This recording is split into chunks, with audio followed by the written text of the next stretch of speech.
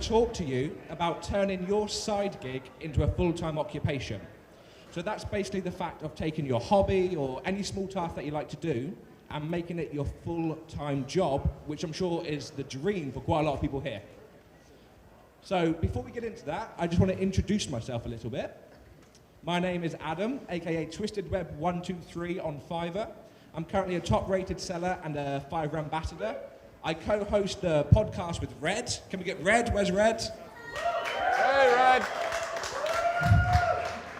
And I'm also an admin on the forum, and my little claim to fame is that I'm the highest selling gig in the business tips category. I have a lovely fiance and 2 small children who apparently can't eat very well. So when we look at turning your side gig into the full-time job, there's 4 factors you need to consider. The first factor we're going to look at is commitment.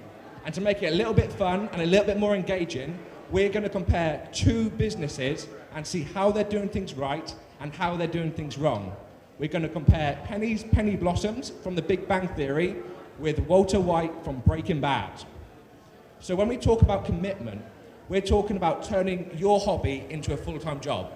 Is it something you really want to do? Everyone enjoys their hobby, but will you still enjoy it when it's your job? And that's the big question.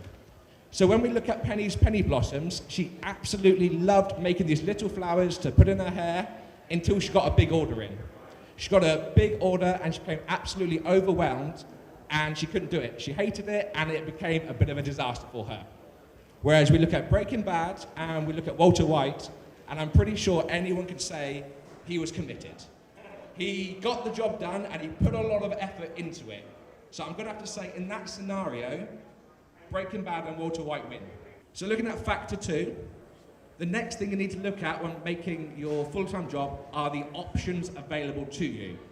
Now by that I mean 2 things. First of all, who can you sell to and where can you sell it?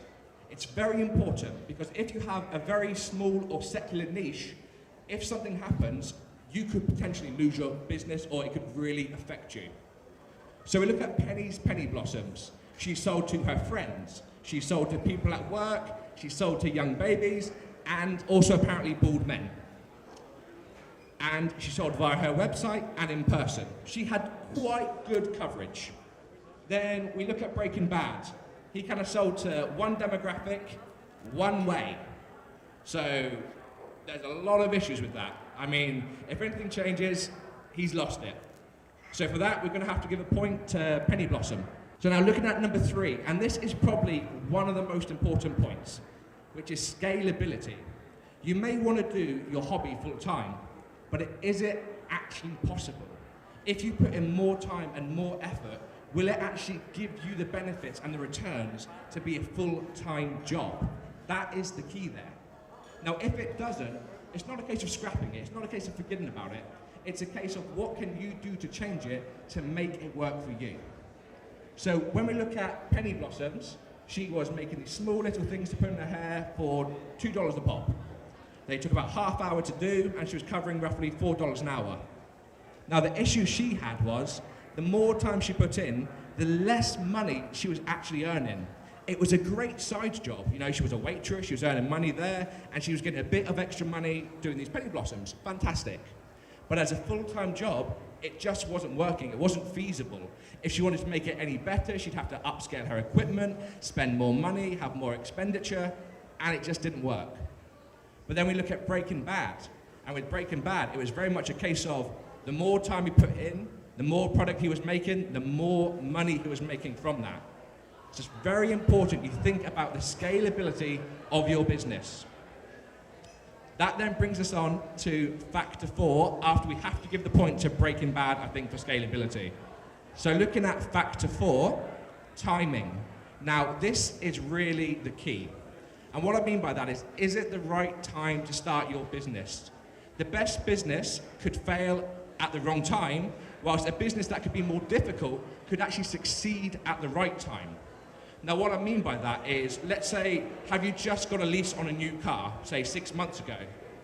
Are you able right now to, kind of put that kind of work into that to be able to do that? Can you take that risk? And we look at this and we kind of see that with Penny Blossoms, timing was an issue.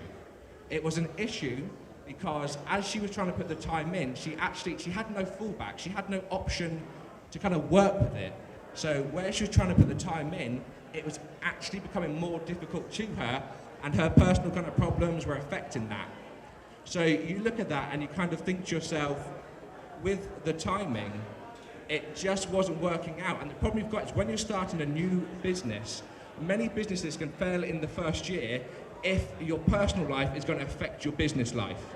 Setting up the business is very, very difficult. So if you've got problems on top of that, you're only going to make it harder for yourself. So then we look at Breaking Bad, and again, it's the complete opposite.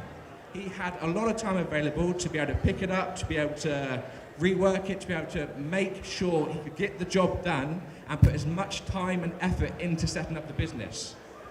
So again, Breaking Bad wins that point, bringing Breaking Bad overall to a 3-1 win. So when you're setting up your new business and you're thinking about turning your hobby into the full-time gig, you've got to remember one thing, and that is cost. C-O-S-T. Commitment, options, scalability, and timing. Every time you think about making that business your full-time job, run it through that formula. Can you commit to it? Are the options available for you to sell it? Does it scale well? And is it the right time for me to make that jump? That's all you need to do, is just cost. Commitment, options, scalability, and timing. And often, some might say, if you forget about it, it's the cost of business. Thank you for your time.